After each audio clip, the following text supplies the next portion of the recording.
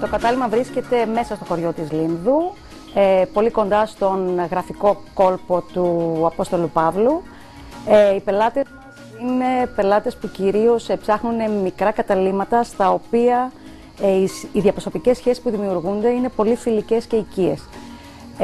Έχουμε 8 δωμάτια, τα οποία βρίσκονται γύρω από την παραδοσιακή βοτσαλωτή αυλή, χαρακτηριστικό γνώρισμα των δαπέδων της Λίνδου, και ως εκ τούτου η επαφή μας με τους πελάτες είναι καθημερινή και διαρκής. Μοιραζόμαστε πάντα τις εντυπώσεις τους για τα μέρη που πήγανε, για τα μέρη που είδανε, για τις παραλίες που κολυμπήσανε, και είμαστε πάντα στη διάθεσή τους να προσφέρουμε πληροφορίες και